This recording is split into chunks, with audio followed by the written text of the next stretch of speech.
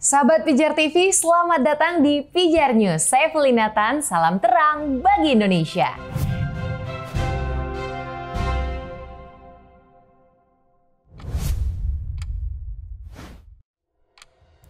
Apa semua ini salahku? Kalau aku cerita, mereka tetap mau dengar. Aku belajar diam, karena bicara seringkali menyakitkan. Ada luka yang tidak berdarah, tapi hidup dalam tubuh. Ada tangis yang tak pernah turun dari mata. Ada perempuan-perempuan yang belajar bernafas dalam gelap. Mereka bukan korban untuk dikasihani. Mereka bukan masalah untuk disembunyikan. Mereka adalah perempuan yang masih berdiri meski pernah remuk. Mereka memulai perjalanan, bukan untuk melupakan, tetapi untuk pulih. Mereka tak hanya bertahan, tapi mereka memilih bangkit. Aku disakiti, tapi aku tak lagi sendiri. Aku dikhianati, tapi bukan berarti aku tak layak dicintai. Aku masih di sini dan aku mau hidup.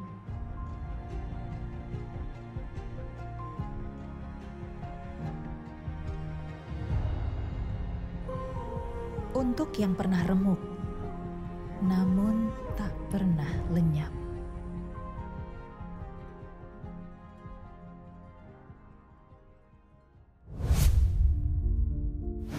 Sahabat Pijar di seluruh penjuru Indonesia, para pemirsa setiap program Pijar News, mitra pelayanan, donatur, serta para gembala dan pemimpin gereja yang selalu menopang perjalanan pelayanan ini, terima kasih karena saudara masih terus bersama kami, menyimak setiap isu yang kami angkat dan tidak menutup mata terhadap realitas hidup yang terjadi di tengah masyarakat kita.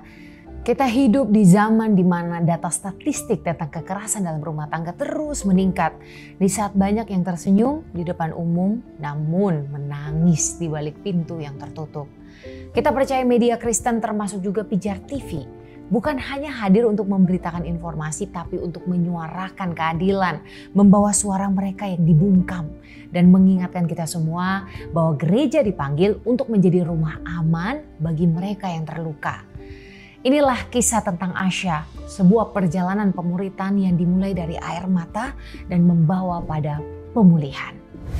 Dalam dunia yang penuh luka, Asya hadir sebagai ruang aman bagi perempuan untuk mengenali, mengungkap, dan memulihkan kisah mereka. Asya adalah modul pemuritan berbasis Alkitab, diinisiasi oleh Biblika International dan diproduksi serta disiarkan oleh Pijar TV. Program ini secara resmi diluncurkan untuk Indonesia pada 3 Oktober 2025 di Amerika Serikat sebagai bagian dari komitmen global untuk menjangkau jiwa-jiwa yang terluka. Puji Tuhan, Asya kini telah dimulai di Indonesia melalui fokus group discussion bersama 12 perempuan yang siap menjalani pemuritan pertamanya. Ini bukan sekadar pelatihan, tetapi perjumpaan hati antara sesama perempuan yang pernah jatuh dan kini memilih untuk bangkit bersama. Sebelum berbicara tentang harapan, kita perlu menatap kenyataan. Data Komnas Perempuan mencatat, sepanjang 2024 terjadi lebih dari 4.314 kasus kekerasan seksual, termasuk di dalamnya 1.457 kasus pemerkosaan. Data Simfoni Kementerian Pemberdayaan Perempuan dan Perlindungan Anak mencatat 12.600 korban kekerasan hanya dalam 6 bulan dan lebih dari 2.000 diantaranya adalah laki-laki. UNICEF melaporkan 1 dari 5 remaja perempuan usia 15-19 tahun mengalami kekerasan dari pasangannya. Dan WHO menyebut juga 1 dari 3 anak muda dunia mengalami kecemasan akibat hubungan yang tidak sehat. Namun saudara, angka-angka ini hanyalah puncak gunung es. Di balik statistik resmi, ada jutaan perempuan yang memilih diam karena takut, malu, atau dianggap pamali. Mereka tak melapor karena diajarkan sejak kecil bahwa aib keluarga harus ditutupi. Laporan global dari WHO memperkirakan 1 dari 3 perempuan di dunia pernah mengalami kekerasan fisik atau seksual oleh pasangan, tetapi sebagian besar tidak pernah melapor. Di Inggris, hanya 18,9% perempuan yang melaporkan kekerasan kepada polisi. Penelitian medis bahkan menemukan bahwa hanya 20% pemerkosaan dan 25% kekerasan fisik yang sampai ke ranah hukum. Di Asia, khususnya Indonesia, fenomena ini dikenal sebagai krisis tersembunyi. Rasa takut, tekanan budaya, dan rasa malu membuat banyak perempuan memilih diam, menyimpan trauma bertahun-tahun tanpa pertolongan. Inilah alasan mengapa Asya hadir. Karena di balik setiap data ada wajah, ada cerita. Ada jeritan hati yang belum pernah terdengar. Bahkan sebelum Asya kami produksi, lebih dari 200.000 respons yang masuk setiap bulannya melalui sosial media, WhatsApp, DM, dan telepon. Dan dari jumlah itu, 46% adalah perempuan. Perempuan yang berani menyuarakan luka. Perempuan yang mulai menemukan terang. Salah satu menulis begini, "Saya tidak tahu harus kemana, tapi setelah saya menonton Pijar TV, saya mulai berani bicara. Terima kasih karena saya tidak lagi merasa sendirian." Setiap pesan yang masuk adalah doa yang terjawab. Tuhan sedang menyapa umatnya melalui layar sederhana ini. Sahabat, terima kasih tak cukup untuk membalas kebaikan saudara. Namun dari hati kami yang terdalam, Pijar TV mengucapkan terima kasih kepada semua donatur yang memampukan program Asya diproduksi dan disiarkan ke seluruh Indonesia. Setiap doa, setiap dana, setiap dukungan telah menjadi bagian dari kisah pemulihan perempuan yang menemukan harapan di tengah luka. Karena saudara, kami bisa menjangkau ke pelosok. Karena saudara, kami bisa memeluk hati-hati yang tak punya tempat untuk bersandar. Gereja Tuhan yang kami kasihi, kami percaya Tuhan sedang mengetuk pintu, meminta gerejanya bukan hanya berkhotbah, tapi juga memulihkan. Kami mengundang setiap gereja untuk mengadopsi program Asya, melatih pemimpin perempuan, menyediakan ruang aman, dan menjadi tempat pemuritan yang membangun kembali martabat perempuan di dalam Kristus. Bayangkan, jika setiap perempuan yang mengirim pesan dapat diarahkan ke gereja terdekat yang telah siap dengan modul Asya, mentor terlatih, dan kasih yang tak menghakimi. Mari menjadi gereja yang bukan hanya membuka pintu, tetapi juga membuka hati. Gereja yang siap menjadi pelukan Tuhan bagi mereka yang terluka. Kami bermimpi bahwa Asya akan menjangkau setiap pulau di Indonesia, dari Sabang sampai Merauke. Bahwa Asya akan hidup di gereja kecil, di komunitas lokal, di ruang hati perempuan yang paling tersembunyi. Dan bukan hanya di Indonesia, kami percaya Asya akan tumbuh di negara-negara Asia Selatan dan Asia Tenggara, di mana luka perempuan masih dianggap aib dan pemulihan dianggap mustahil. Doakan kami ya, agar terang ini terus menyala dan setiap luka menemukan pemulihan di dalam Kristus. Sahabat, kami tidak bisa berjalan sendiri dalam pelayanan ini. Kami membuka tangan dan hati untuk berkolaborasi dengan lembaga pemerintah, komunitas, gereja, dan saudara semua yang rindu melihat perubahan. Karena jika melalui satu program saja, satu hati bisa dipulihkan, maka pelayanan ini sudah berarti kekal. Jika saudara rindu untuk menjadi bagian dari pemulihan ini, mari bersama kami dukung Pijar TV dengan kasih, dengan doa, dan dengan kerelaan memberi. Agar tidak satupun jiwa yang terhilang karena luka yang diabaikan. Karena setiap jiwa berharga. Jika saudara rindu untuk menjadi bagian dari pemulihan ini, mari bersama kami. Dukung Pijar TV dengan kasih, doa, dan dengan kerelaan memberi. Agar tidak satupun jiwa yang terhilang karena luka yang diabaikan. Karena setiap jiwa itu berharga dan setiap pemulihan layak diperjuangkan. Sahabat, kami juga ingin secara khusus mengucapkan terima kasih kepada para donatur dan pemirsa setia Pijar TV. Dukungan saudara memungkinkan kami terus menghadirkan tayangan yang membawa terang, memulihkan jiwa, dan menuntun generasi kepada kasih Kristus. Setiap doa dan donasi saudara memberi dampak yang nyata dan kami bersyukur boleh melayani bersama saudara. Berikut ini adalah daftar donatur yang sudah berdonasi.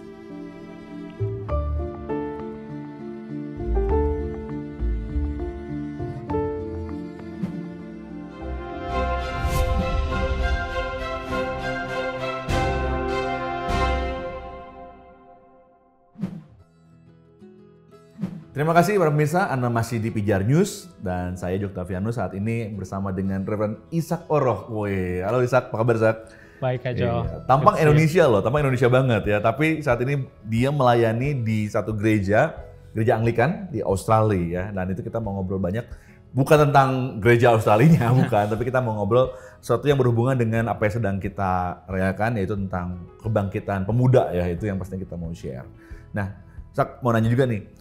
Kan pada banyak orang saat ini juga tahu ya bahwa pengetahuan itu penting ya untuk dikejar. Tapi kenapa sih kayak Ishak gitu ya mengejar pendidikan sampai ke Australia gitu loh? Emang sebegitu pentingnya ya untuk kita bisa mengejar pendidikan sampai harus ke luar negeri gitu? Kalau aku sih lumayan personal jawabannya ya, karena memang cara belajarku pun lebih baik kalau ada di institusi yang formal kayak kuliah gitu. Aku bisa belajar atau baca sendiri segala macam, tapi ngerasa lebih berbuah dan lebih gampang mengerti di tengah kelas. Apalagi di kelas kan kita nggak cuma berpikir tentang apa yang kita pelajari, tapi diuji. Ada orang-orang yang juga mendengar pendapat kita, mempertanyakan hal-hal tertentu, dan akhirnya nggak gampang, nggak cuma sekedar oh gue tahu ini, gue tahu itu. Semuanya perlu diuji kalau di dalam pendidikan formal. Itu yang alasan kenapa aku secara personal ngelanjut sekolah walaupun udah sebenarnya pelayanan udah jadi pendeta anyway. Tapi kalau berpikir soal zaman sekarang secara khusus aku ngerasa pendidikan formal penting dalam arti karena semua orang dapat informasi dengan sangat gampang di sosial media. Mereka bisa ngelihat apapun di handphone mereka, bisa cari tahu tentang apapun, tapi pertanyaannya apakah hal-hal tersebut bisa dipercaya atau tidak, bisa diikuti untuk apalagi ada relevansi ke kehidupan sehari-hari. Takutnya mungkin terdengar baik, tapi pas dilakukan dalam kehidupan bisa menimbulkan perpecahan. Bukannya kesatuan, tapi malah hal-hal yang nggak kita inginkan. Jadi ada kurang dan lebihnya menurut aku Kak. Tapi secara personal itu alasan aku gitu, kenapa aku lanjut kuliah terus. Tapi kalau menurut Ishak sendiri, seberapa penting sih untuk seorang tuh terus mengejar pendidikan terus gitu loh. Bahkan mungkin sampai ke luar negeri itu menjadi hal satu yang penting. Ada orang bahkan mungkin di dalam negeri tapi dia sampai ngejar sampai S2 dan nggak puas sampai ke S3 gitu loh. Why is it so important sih? Pada akhirnya kembali ke apa kebutuhan mereka. Kalau cuma untuk belajar apalagi tentang Tuhan, teologi, mungkin kursus-kursus teologi lebih cocok. Tapi kalau hubungannya dengan profesi, mau menggembalakan jemaat, memimpin manusia apalagi, kita butuh belajar dari manusia yang lain juga. Kita butuh orang-orang yang sudah menggeluti bidang tertentu dan mereka mengerti sesuatu yang mereka bisa ajarin ke kita langsung. Tanpa kita harus ngelewatin apa yang mereka lewatin dulu gitu. Jadi penting gak penting lebih ke kebutuhan. Kalau mau jadi pendeta yang memimpin jemaat dan kita kebetulan belum ada pengalaman melayani, mungkin sekolah yang formal bakal membantu, tapi belum tentu. Jadi semuanya harus dipertimbangkan dengan penuh kebijaksanaan pastinya. Dan ya tergantung kalau udah punya keluarga apakah belajar itu satu hal yang bisa kita upayakan. Jangan sampai cuma memaksakan kuliah lagi, tapi malah yang lebih penting keluarga atau orang-orang terdekat kita malah terbengkalai karena kita terlalu fokus ke satu hal. Jadi pertama harus tahu dulu visi atau panggilan apa yang mau dikerjakan sebelum mengambil keputusan untuk kuliah lagi.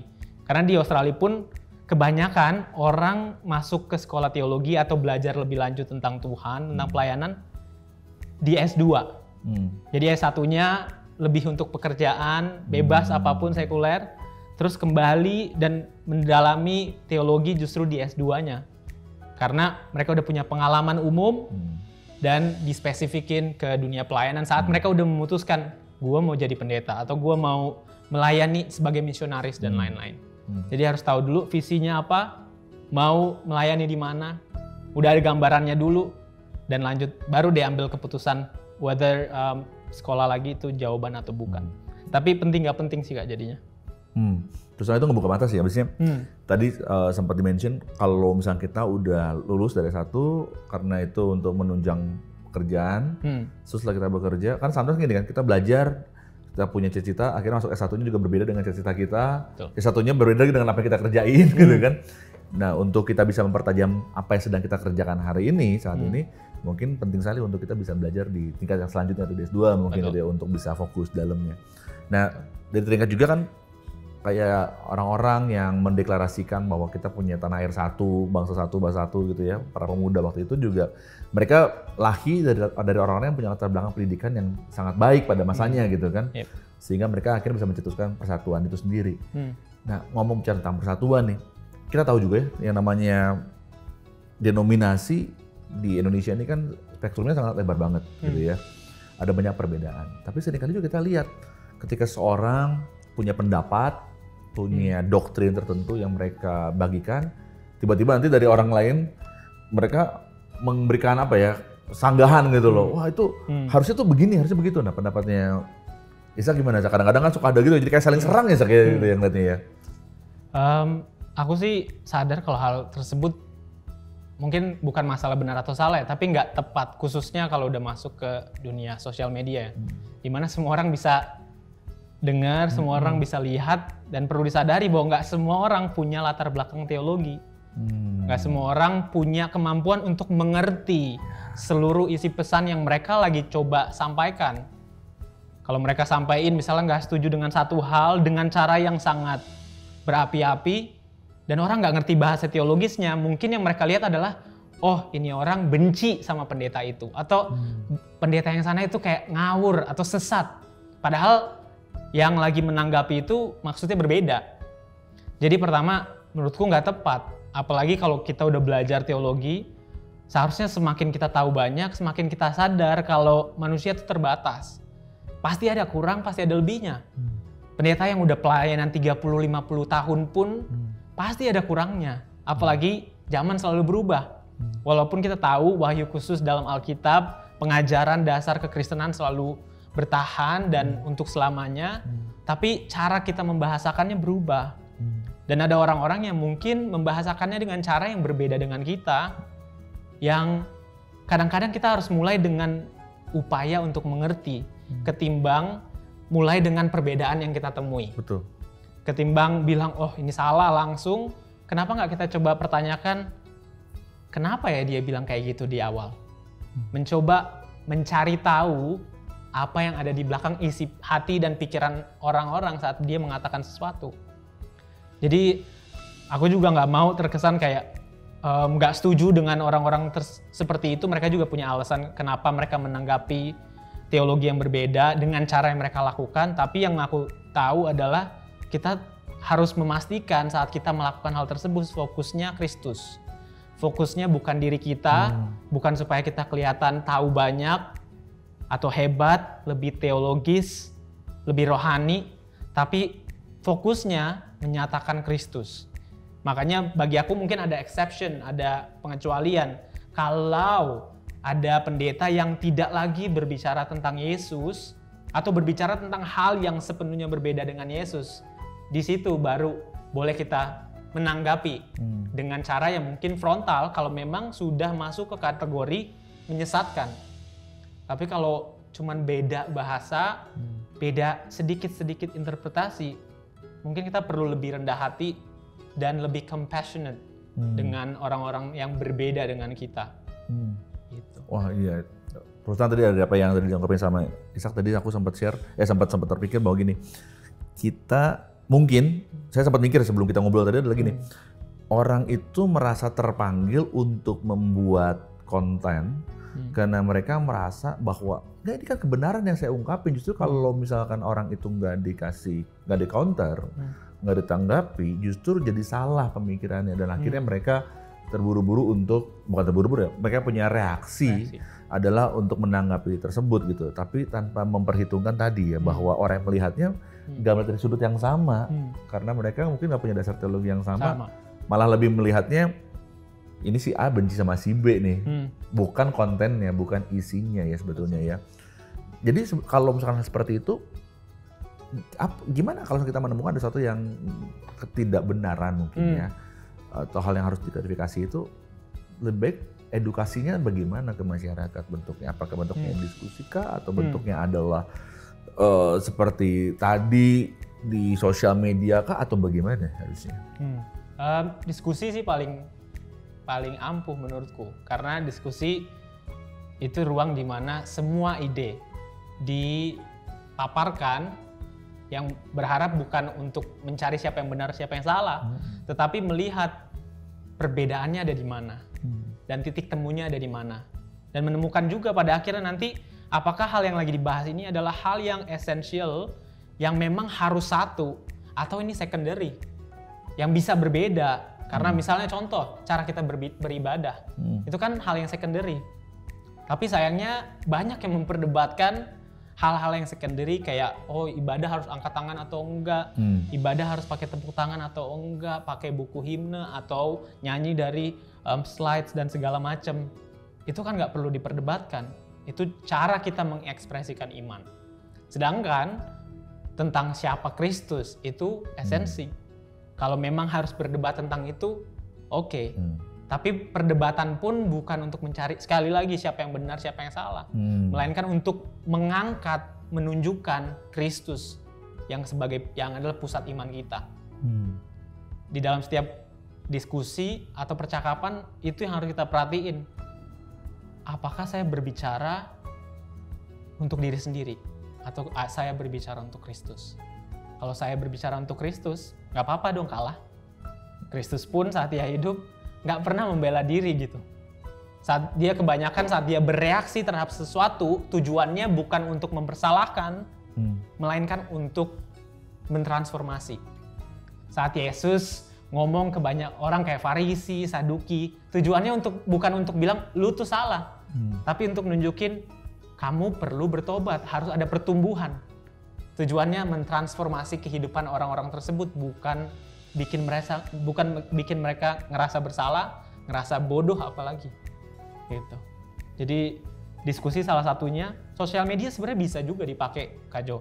Cuman mungkin ketimbang merespon, tadi Kak Jo pakai istilah reaksi, ketimbang bereaksi terhadap satu isu, kenapa nggak kita berefleksi? Wow. Bedanya tuh gini, reaksi, satu isu datang langsung respons.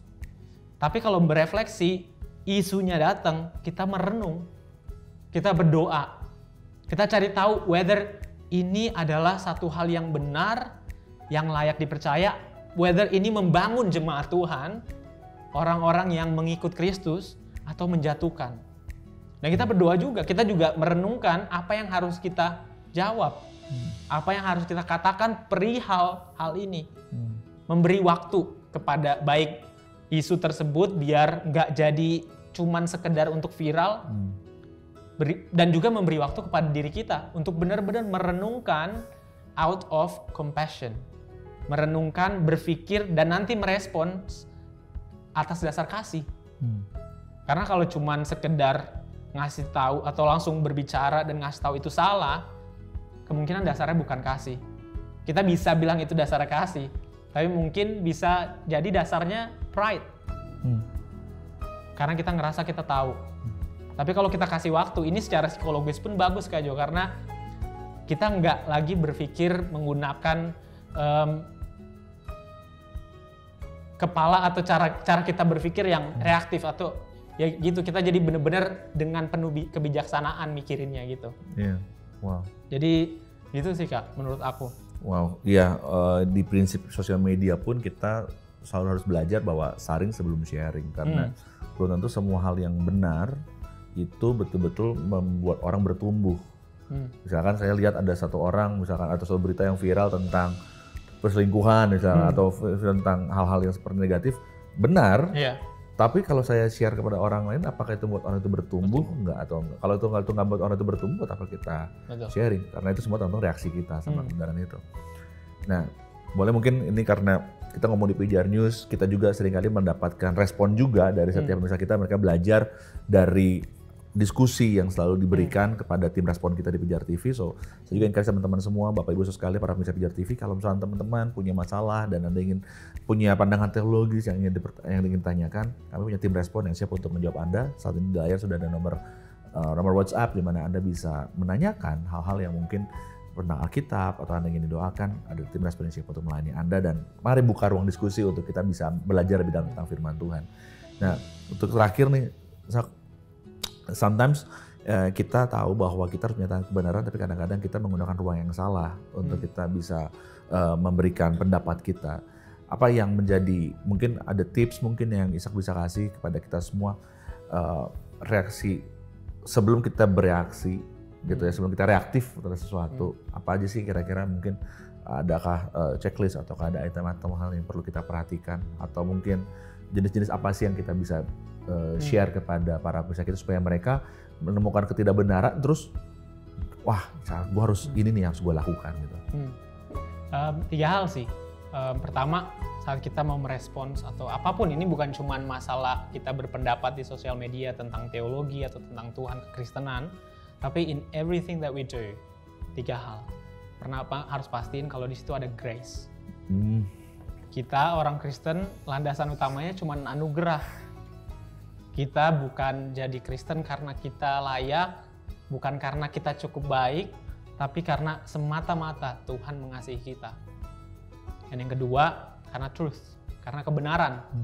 Kita menjawab, memang kalau ada perbedaan, landasan kita harus kebenaran. Apa yang Alkitab katakan, bukan apa yang kita rasa benar. Dan Alkitab juga bilang, Yesus saat dia ngutus murid-muridnya, bilang, pergilah, jadikanlah semua bangsa muridku. Mengabarkan Injil, bukan menyatakan kesalahan orang. Mengabarkan kebenaran, the good news that we have received. Bukan menyatakan kalau mereka gagal atau mereka keliru. Itu yang harus kita pegang pertama. Dan yang terakhir pastinya, in everything that we do, everything we say, harus ada Yesus. Saat nggak ada Yesus, percuma.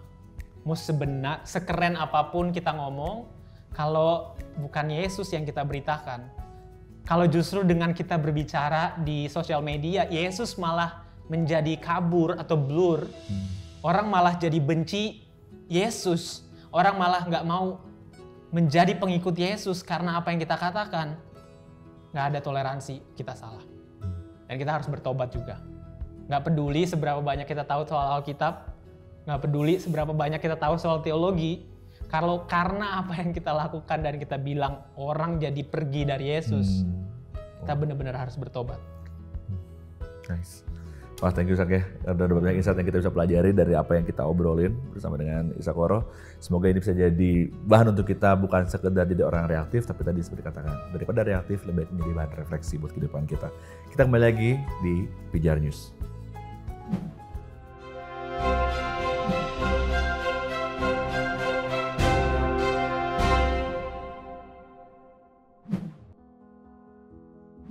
Di saat teknologi seringkali menjadi alat distraksi, saudara memilih menjadikannya alat pewartaan.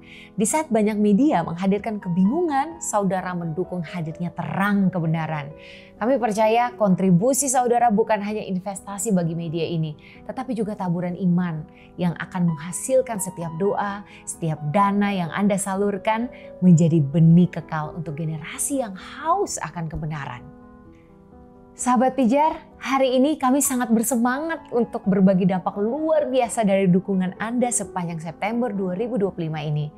Melalui doa dan donasi saudara, Pijar TV terus menjadi terang harapan mengubah hidup di seluruh Indonesia dan bahkan lebih jauh lagi. Mari kita simak sorotan dari laporan tim respon kami. Tim respon kami telah bekerja keras terhubung dengan saudara melalui WhatsApp, telepon, SMS, dan media sosial sepanjang bulan September 2025 ini. Kami menerima ribuan pesan dari responden di berbagai platform, mencerminkan jangkauan pelayanan Pijar TV yang terus meluas.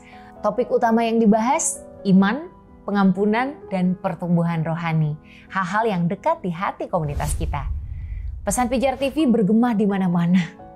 Sebanyak lebih dari 986.000 percakapan dengan pemirsa Pijar TV terjadi sepanjang bulan September 2025 ini.